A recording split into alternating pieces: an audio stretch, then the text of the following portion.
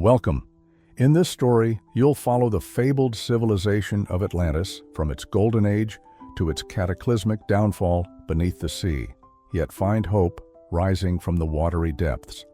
But before we start, hit the like button and make sure to subscribe for more relaxing stories, and let me know where you are from and what time it is for you. Now, I wish you a good night's sleep.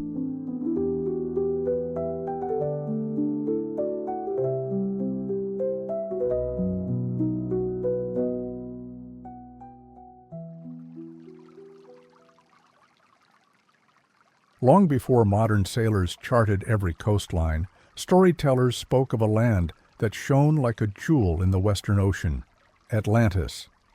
Its name evokes a tapestry of images: pristine temples, gleaming canals, advanced technology, and a mighty empire undone by pride. Though much of Atlantis remains speculation, legend, or fantasy, its origins trace back over 2,000 years to the writings of the Athenian philosopher Plato. In his dialogues, Timaeus and Critias, Plato describes a grand island empire beyond the Pillars of Heracles, modern-day Strait of Gibraltar, boasting unparalleled wealth and maritime power. Yet, as swiftly as it rose, Atlantis vanished beneath the waves in a single, cataclysmic event. Atlantis has haunted the collective imagination since these ancient texts were penned. The story offers at least 3 layers: an ethical parable about human corruption, a possible record of an actual prehistoric civilization, and a malleable myth reshaped by each culture that inherits it. Skeptics call it an allegory, a moral tale conjured by Plato to illustrate how even the mightiest can fall to hubris. Others insist it may be a faint echo of real catastrophes, volcanic eruptions, tsunamis, or shifting land masses that annihilated advanced societies in the deep past. In Plato's account, Atlantis was a vast power, outmatching city-states across the Mediterranean. Yet, ironically, an ascendant Athens repelled the Atlantean invasions, proving virtue stronger than wealth or intimidation. Soon after, the gods punished Atlantis for its moral decay, sinking it beneath the ocean in a single day and night. Modern readers debate whether Plato's references to actual events are literal or allegorical. But the myth endures precisely because it stirs universal themes: the tension between utopia and downfall, nature's capacity to humble civilization, and the moral precariousness of power. Over centuries, writers and explorers have sought proof of Atlantis in places as distant as the Azores, Antarctica, or the Caribbean. The quest itself often blurs science and romance, fueling imaginations with visions of sunken ruins teeming with marine life or advanced crystals that once powered Atlantean wonders. Adventurous hearts find solace in the idea that the ocean's depths conceal not just wrecked vessels and reefs, but entire lost continents. What follows is an extended narrative weaving together Plato's classical texts, later mythic expansions, and the cultural significance that has shaped Atlantis into a timeless fable. This story captures both the Atlanteans' rise, privileged heirs of a divine lineage, and their tragic corruption, culminating in a cataclysm that stands as a stark reminder: no matter how mighty or enlightened a society becomes, hubris courts ruin. Let us journey back to a time when Atlantis stood proud, a beacon of glory soon to be swallowed by the sea's merciless embrace. The earliest surviving mention of Atlantis comes from Plato's dialogues, Timaeus and Critias, composed around the 4th century BCE. In these philosophical texts, the philosopher sought to convey lessons about ideal societies, governance, and divine justice. Timaeus features a brief mention of Atlantis as a real historical power that threatened Athens, while Critias delves deeper, promising a fuller account. Unfortunately, Critias is incomplete. It abruptly ends mid-narrative, leaving readers for millennia to wonder about the conclusion. Plato presents the story as having come through the Greek lawgiver Solon, who allegedly traveled to Egypt. There, priests in the city of Sais showed him records describing a powerful kingdom beyond the Pillars of Heracles, 9,000 years prior, that had warred with pre-classical Athens. The Athenians, though far smaller, repelled the Atlantean onslaught through valor and unity, forcing Atlantis to retreat. Soon after, a massive cataclysm, earthquakes, floods, swallowed Atlantis, erasing it from the face of the earth in a single, fateful night. Crucially, Plato does not treat Atlantis as mere fantasy within the text. He frames it as factual, gleaned from ancient Egyptian archives. Yet modern scholars debate his intent. Some view it as purely allegorical, a parable demonstrating how an ideal city, ancient Athens, triumphs over a decadent empire, Atlantis. Others remain open to the notion that Plato might have embroidered real events, perhaps fragmentary memories of a Minoan civilization on Crete or Thera, Santorini, destroyed by volcanic eruption. Regardless, Plato's moral emphasis is clear. Even a civilization favored by the gods can decay if its leaders succumb to arrogance and extravagance. In Timaeus, the context arises almost casually. An elderly Critias recalls hearing the tale as a child. The dialogue sets up a discussion on how societies fall when they stray from virtue, with Atlantis as Exhibit A. Meanwhile, in Critias, Plato draws a vivid picture of the island's concentric rings of land and water, its fertile plains, and the lavish temples that honored Poseidon, the god who fathered the Atlantean line. That text stops abruptly, leaving only the outlines of a downfall scenario. Did Plato lose interest, pass away before finishing, or did the missing sections vanish over time? History offers no definitive answer. From these shards, the Atlantean myth took root. Later, Greek and Roman authors seldom elaborated, but the Renaissance revived interest in Plato's entire corpus. Atlantis, reborn in the European mind, soon inspired explorers, occultists, and fantasists, fueling centuries of speculation. Perhaps the lost empire was real, awaiting rediscovery. Some latched onto the moral caution, others pursued the glory of finding a vanished cradle of civilization. Hence, Plato's brief philosophical parable grew into a sprawling legend, outliving ancient Athens, overshadowing many real historical empires, and shaping the West's collective imagination about lost golden ages. According to Plato's Critias, the story of Atlantis began with Poseidon, god of the sea, who took as his consort a mortal woman named Cleito. She dwelled on a hill in the center of the island, near a spring that turned from fresh water to salt, symbolizing the union of land and sea. When Poseidon claimed Cleito, he fashioned the terrain around her home, carving concentric rings of land and water, making the city impregnable and visually breathtaking. The couple produced 5 pairs of twin sons, each destined to rule a portion of the island's expansive domain.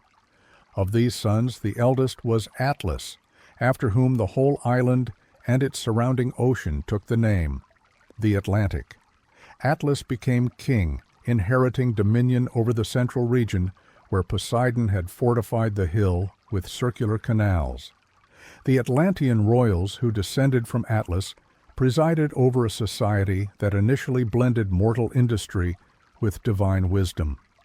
They harnessed the island's abundant resources, copper, tin, orichalcum, a mysterious metal of gleaming red hue, timber from lush forests, fertile soil that yielded multiple harvests per year, and a teeming array of wild animals. Over centuries, Atlantis flourished, forging a maritime empire that reached well into the known world. The Atlanteans built majestic temples to Poseidon, chief among them a grand sanctuary at the heart of the capital. White, black, and red stones, quarried from the island's depths, formed the walls, encrusted with precious metals, and ornamented by statues of the earliest kings. A colossal figure of Poseidon driving winged horses crowned the central edifice, a testament to the god's paternal bond with the Atlantean line. The island's geometry symbolized cosmic harmony. Each ring served a function: harbors for ships, ramparts for defense, scenic causeways connecting the rings, and meticulous irrigation channels feeding farmland. So meticulously arranged was Atlantis that it appeared an earthly reflection of celestial order. In the earliest days, Atlantean society championed virtue and humility, reflecting Poseidon's protective spirit. The kings ruled with fairness, ensuring no citizen wanted for food or shelter. As the empire expanded, Atlanteans established colonies around the Atlantic coastline, trading with distant peoples for spices, metals, and knowledge. Some legends say they possessed advanced engineering, rumored to manipulate geothermal energy or harness crystals for lighting. However, these accounts might be later fancies, merging the real with the extraordinary. Still, even Plato implies they achieved feats of architecture and agriculture well beyond typical Bronze Age norms. Yet a subtle rot coexisted with their grandeur. As the generations passed, the divine spark within Atlantean blood, gifted by Poseidon, dimmed under mortal temptations. Wealth begot greed, power stoked arrogance. While the first Atlantean kings remained humble stewards of their land, successors grew hungry for conquest. They forgot that the ocean, Poseidon's domain, could be as destructive as it was bountiful. The gods demanded reverence and ethical governance, but Atlantean rulers allowed their material splendor to eclipse moral duty. Soon, an imperial ambition stirred, leading them to subjugate neighboring islands and enslave smaller polities. The seeds of downfall had been planted, though it would take time and a divine catalyst for them to bear fruit. This divine heritage thus served as both blessing and curse. The Atlanteans inherited Poseidon's might, forging an empire that dazzled the ancient world. Yet in the glare of success, they lost sight of their mortal limitations. As the next chapters show, Atlantean expansion and moral decay set them on a collision course with an unexpected rival, ancient Athens, and ultimately with nature's wrath. Plato provides vivid descriptions of the Atlantean capital, nestled in the heart of the island, shaped into concentric circles of land and water. The outer ring served as a broad harbor for the empire's grand fleet of ships. Within it lay another belt of water, narrower yet, deep enough for trading vessels. Bridges and causeways linked each ring to the next, guarded by towering gates. At the center rose a rocky mound where Poseidon once met Cleito, carved into terraces and crowned by the Temple of Poseidon. The city glimmered with orichalcum, a metal nearly as prized as gold. Walls along the inner rings were sheathed in orichalcum plates, reflecting sunlight with a rosy gleam, especially dramatic at dawn or dusk. Marble structures lined broad avenues, while aqueducts channeled fresh water from distant mountains. In the day's commerce, markets bustled with traders from across the empire. Bronze smiths shaping advanced tools, cloth dyers using pigments derived from local mollusks, and merchants hawking goods from far-flung colonies. In the farmland beyond the rings, herds of livestock grazed on luscious meadows. Canals neatly partitioned fields, enabling multiple annual harvests.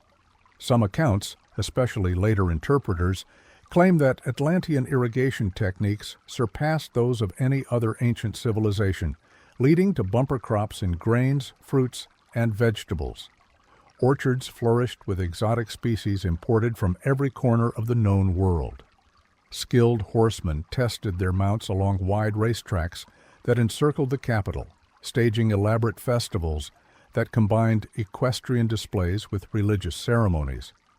An engineering marvel called the Royal Canal sliced through these rings, forging a direct route from the central citadel to the outer sea. Galleys laden with goods sailed directly into the city's heart, docking beneath the watchful gaze of the palace. This fusion of water and land epitomized Atlantean ingenuity, harnessing Poseidon's element to unify architecture, commerce, and aesthetic design. All of this splendor was not simply for show. It bolstered Atlantis's projection of power. The sheer scale of the harbor indicated a navy of formidable size. The roads and canals signaled that Atlanteans mastered not only stonework, but also hydraulic engineering. Onlookers from distant realms marveled at Atlantis's advanced agriculture, robust trade networks, and disciplined armies.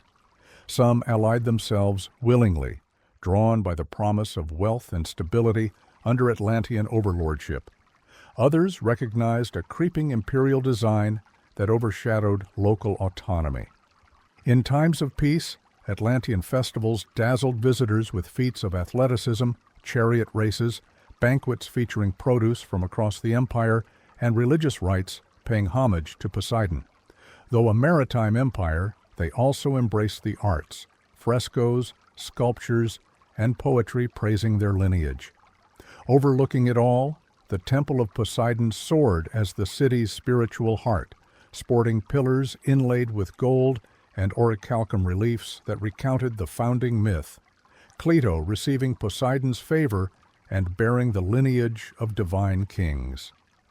Yet beneath this veneer of near-utopian brilliance lay the seeds of arrogance. Each generation grew more entitled, trusting that wealth and cunning alone guaranteed lasting dominion. And if divine warnings whispered in the crash of ocean waves, few in Atlantis paused to listen. In its golden age, Atlantis flourished under a system of semi-divine kings, each administering a portion of the island and adjoining territories. They convened periodically to discuss policy at Poseidon's temple, pledging to honor the laws inscribed on pillars of orichalcum. These laws urged modesty, mutual respect, and shared stewardship of the land. Conflict among the royal houses was minimal at first, thanks to the memory of Poseidon's paternal guidance. Regular sacrifices at the temple reaffirmed unity, ensuring no single king would overshadow the others in ambition or cruelty. Atlanteans cherished wisdom, holding that knowledge was a pathway to further align with their divine heritage. Philosophical inquiry, mathematics, and astronomy thrived in academy-like institutions scattered around the capital. Some advanced sea navigation, charting routes far into the Atlantic. Others probed medicinal herbs from the island's fertile plains. It was said that Atlanteans discovered novel cures, advanced metallurgical processes, and manipulated large blocks of stone with an ease that baffled outsiders. Socially, Atlantean culture prized discipline. Youth from noble families underwent rigorous training, learning to sail, ride, and handle arms, as well as to recite the ancient moral codes. Craftspeople and farmers could ascend to positions of influence if they excelled in their trades, reinforcing a sense of collective purpose.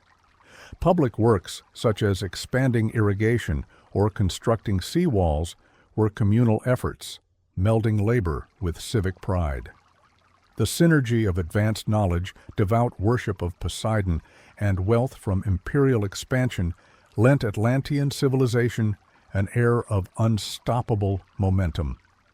Yet as the centuries wore on, cracks appeared. Wealth and comfort bred complacency, then vanity. The monarchy grew less united, with certain rulers or nobles grasping for a bigger slice of trade revenues or seeking to conquer more distant lands. Their moral codes became lip service, overshadowed by hunger for tribute from subjugated realms. Colonies that once thrived under benign Atlantean oversight chafed as higher taxes and stricter demands were imposed.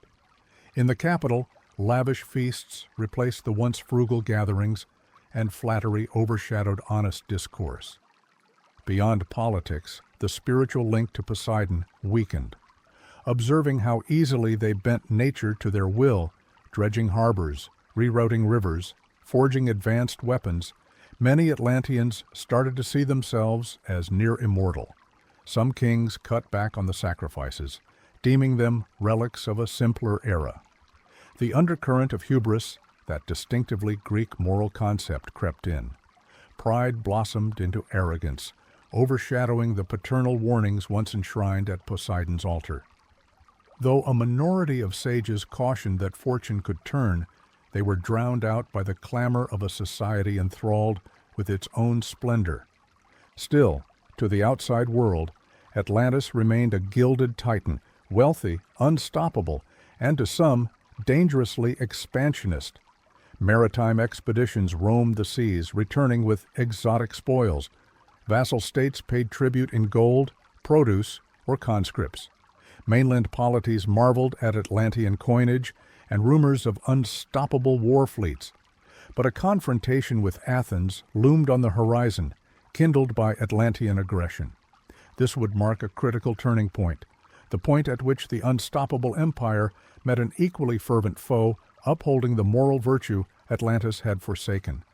As Atlantean ambitions expanded beyond the pillars of Heracles, they sought to dominate Mediterranean trade routes.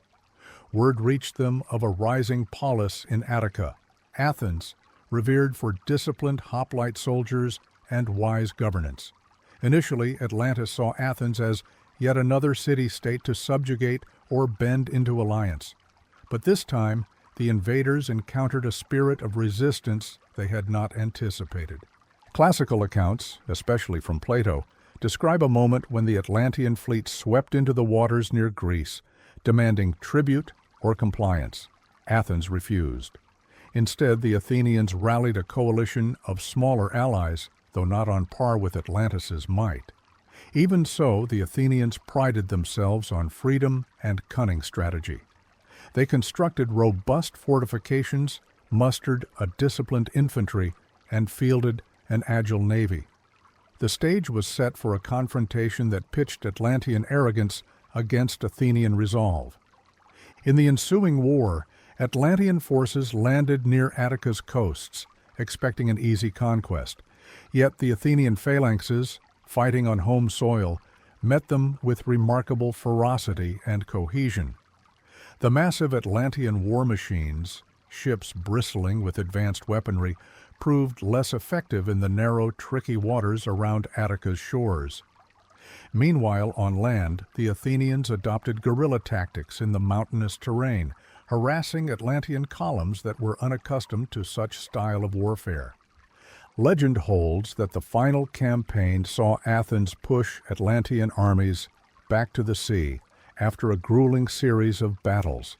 In the greatest clash, an Athenian general, some say a descendant of Erechtheus, outmaneuvered the Atlantean king with a cunning feint, drawing him into rocky passes where Atlantean chariots became bogged down. Spear-wielding hoplites closed in, unleashing a decisive blow. Atlantean discipline faltered, and they retreated to their galleys.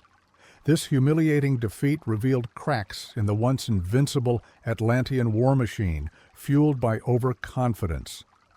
The moral underpinnings of Plato's story shine here. Athens, an archetype of measured virtue, overcame an empire that had spurned the gods' warnings. Atlanteans, once blessed by Poseidon, now betrayed their original sense of justice. It was not a question of raw might, but of moral fortitude. The Athenians, at this juncture in the myth, personified the humble city-state that championed communal defense and piety over imperial greed. Even Atlantean marvels of engineering could not stand against a unified citizenry fighting for their homeland. In the aftermath, Atlantis's prestige wavered. Some accounts suggest the defeated expedition limped home, spurring internal dissent. The unstoppable image was tarnished, the empire's illusions of eternal rule shattered. At home, factions blamed the monarchy for overreach, while others insisted that pride had offended Poseidon. The stage was set for a greater reckoning that no mortal sword could repel, a cataclysm that would seal the island's fate. Little did either Athens or Atlantis suspect that the cosmic scales would soon tip, ushering in an event that drowned any prospect of retribution or second campaigns.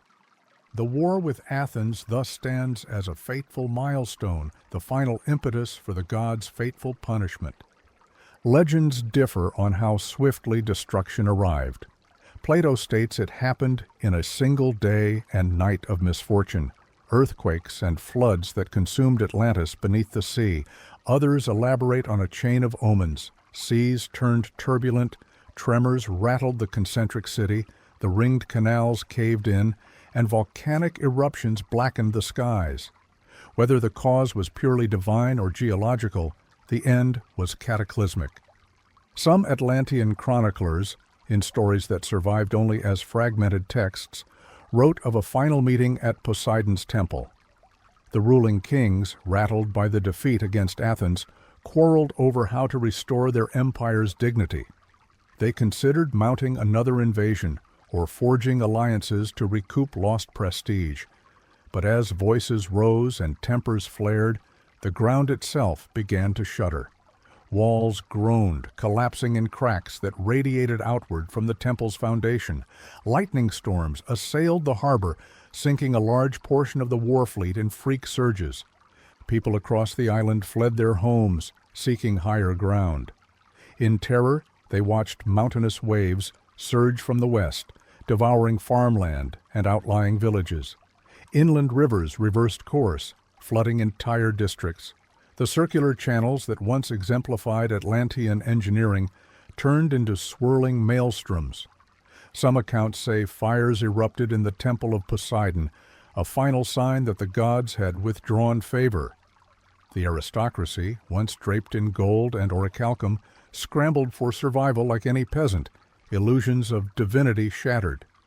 In the capital, survivors strove to load ships, but the raging seas battered the docks. Others tried to scale the hills where Plato once lived, but violent quakes split the land, swallowing entire columns of refugees. As day turned to night, the storm grew fiercer, blotting out starlight. Thunder rumbled in continuous cacophony, punctuated by the wails of thousands powerless against nature's wrath. Soon the ringed city sank, leaving behind only shattered rubble. By dawn, nothing remained but roiling water where the proud empire had flourished. Any Atlanteans who survived did so by sheer luck, small groups of fishermen out at sea or distant colonial outposts that never saw their homeland again. Plato's moral lesson resonates here. The gods, incensed by Atlantean hubris, orchestrated or permitted a cataclysm. Whether it was truly supernatural or a massive natural event, the outcome was the same. A once mighty civilization, unstoppable by mortal standards, proved helpless before the convulsions of the earth and sea. The watery grave of Atlantis became a testament to fragile grandeur. Echoing the floods in other mythic traditions, this story underscores that no empire stands above retribution if it defies moral law. In a single night, the empire sank, leaving only scattered survivors who carried rumors of lost splendor and perhaps a cautionary memory that prosperity without virtue is doomed to vanish beneath time's inexorable tide. Though Atlantis perished, some claim scattered survivors escaped prior to or during the cataclysm. They might have fled on merchant vessels docked abroad or in colonial outposts scattered across the Atlantic rim. Tales suggest these refugees carried fragments of Atlantean knowledge, navigation secrets, agricultural practices, even advanced masonry, seeding progress wherever they settled. Alternative legends hold that groups found asylum in parts of the Mediterranean or ventured even further, carrying a memory of sunken grandeur that evolved into local flood myths. Certain folklorists link the Atlantean diaspora to the supposed origins of civilizations in Mesoamerica or West Africa. This idea, popularized in modern esoteric writings, posits that myths of advanced visitors or mysterious sky gods might trace to Atlantean refugees. Skeptics, of course, find these claims tenuous, lacking concrete archaeological proof. Still, within the romantic lure of Atlantis, it's hard to resist imagining a diaspora that quietly shaped pockets of the old and new worlds. Ancient Greeks themselves seldom mention such migrations. Plato never elaborates on survivors beyond the realm of guesswork, focusing instead on the epic confrontation with Athens and the moral downfall. But the notion that some Atlanteans lived on, harboring regrets over their lost homeland, resonates with universal stories of exiles wandering foreign shores, lamenting the disappearance of a golden age. One might speculate that these exiles strove to keep Atlantis' moral lessons alive, hoping future generations would not repeat the same errors of greed and irreverence.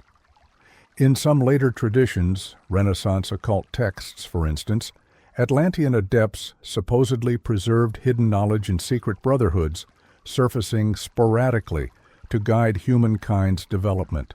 Such theories blend legend, mysticism, and cultural longing for a fount of lost wisdom. While mainstream historians approach these claims with caution, the diaspora theme underscores Atlantis' powerful emotional grip. The story does not end neatly with a watery grave. It continues in whispered rumors of shards of Atlantean genius scattered through time. In essence, whether real or allegorical, the idea of Atlantean survivors enriches the myth. It gives Atlantis a second life beyond its cataclysm, influencing lands far from the drowned capital. For every cynic dismissing these diaspora stories, a dreamer imagines an Atlantean lineage passing from father to son, preserving advanced knowledge in cryptic manuscripts. That tension between the skeptic's reason and the dreamer's wonder ensures Atlantis' diaspora remains a potent subplot in the grand tapestry of the lost empire. Following antiquity, the myth of Atlantis lay relatively dormant until the Renaissance, when renewed interest in classical texts reintroduced Plato's dialogues to Europe. Enlightenment thinkers toyed with the idea of a prehistoric advanced civilization, sometimes linking Atlantis to biblical floods or hypothesizing a source for Egyptian and Mesoamerican pyramids. The occult revival of the 19th century, spearheaded by figures like Helena Blavatsky, further propelled Atlantis into esoteric lore. Blavatsky's The Secret Doctrine posited a mystical race of Atlanteans, attributing them with psychic powers or lost technologies. In the 20th century, search for Atlantis took on a pseudo-scientific flair. Adventurers scanned the seabed near the Azores or Bimini, hoping to find submerged ruins. Edgar Cayce, the sleeping prophet, claimed Atlantean technology harnessed crystals for energy, predicting future revelations of sunken temples. Such claims garnered wide public fascination, though mainstream archaeology found little to verify them. Skeptics pointed out that if a continent vanished in the Atlantic so recently, geological traces should be apparent. Meanwhile, in popular culture, Atlantis became a byword for advanced societies undone by arrogance. Novels, comics, and films conjured Atlantean survivors living in submarine domes or corridors of luminous crystals. Science fiction writers reimagined Atlantis as an offshoot of alien colonists, or a time-lost civilization wielding technology surpassing even modern capabilities. The central moral often remained consistent with Plato's blueprint. Great power demands humility, and nature, or the cosmos, punishes hubris. Academic circles mostly regard Atlantis as a philosophical allegory, pointing instead to real catastrophes that might have inspired Plato, like the Thera eruption that devastated the Minoan civilization. Others suspect partial truths embedded in legends of lost coastal cities throughout the Bronze Age collapse. None of these theories have found conclusive proof that a single, massive island empire sank exactly as Plato said. Yet the debate thrives, bridging archaeology, geology, folklore, and the unquenchable human desire to believe in something wondrous, forever out of reach. Thus, Atlantis transcends mere myth. It's a cultural touchstone that surfaces in every age's concerns, from imperial ambition to ecological disaster. The city's story warns that no human achievement is too big to fail, that the mightiest can crumble when moral compasses go awry. Even in the digital era, the symbol of Atlantis remains potent, an underwater realm of limitless promise, undone by the tragic flaw of overreaching. So it endures in our collective psyche, an eternal reflection on how civilization, like a fragile ship, can founder under storms of greed or misused power. Atlantis stands as a timeless cautionary tale about human ambition and frailty. Plato may have spun it as a moral parable, cautioning that civilizations, no matter how glorious, risk destruction when they forsake virtue. The Atlanteans soared on the wings of divine heritage, forging a naval empire admired across seas and ages. But incrementally, they drifted from Poseidon's grace, letting greed eclipse the founding principles of humility and stewardship. Their confrontation with Athens underscores a deeper tension between might and moral fortitude, concluding with nature, and perhaps the gods, sealing Atlantis' downfall with cataclysmic force. Millennia after Plato wrote his truncated dialogues, Atlantis still fascinates. Skeptics see it as an allegory, dreamers as a possible real kingdom hidden beneath the ocean floor. Explorers and fringe theorists chase after submerged structures off distant coasts, while storytellers weave modern Atlantean adventures featuring advanced crystals or cosmic alignments. In fiction and film, Atlantis emerges as an undersea wonderland, sometimes wise and peaceful, other times militant and warped by hubris. Each retelling expands on the same timeless theme. A realm blessed with knowledge and power can easily succumb to moral decay. If we sift through the myth's evolution, three threads persist. First, Atlantis is an object lesson, an empire undone not by external enemies, but by its own arrogance. Second, it remains an emblem of lost golden ages, appealing to our longing for mysteries the ocean might conceal. Lastly, Atlantis stirs the human psyche to dream beyond known horizons. Even if we accept it as Plato's invention, the concept of a vanished utopia forever lodged underwater satisfies both our thirst for romance and our innate caution about pushing natural limits. Hence, Atlantis' legacy resonates in multiple spheres. From environmental discourse, warning that rising seas can swallow cities, to philosophical musings on ethical governance. The moral dimension, that advanced societies can self-destruct if they scorn humility, speaks across epochs. Meanwhile, the swirl of speculation that perhaps there was an actual Atlantis kindles a spark of hope that, hidden in the Atlantic depths, silent ruins await discovery, echoing with lessons from a forgotten epoch. That hope, balanced with a sobering moral, ensures Atlantis never truly sinks from our imagination. It remains a mirror reflecting our greatest aspirations and darkest failings. Whether it existed in literal form or purely as a philosopher's cautionary vision, Atlantis endures as a symbol that human potential must be guided by virtue, lest we, too, share the fate of a world reclaimed by the sea.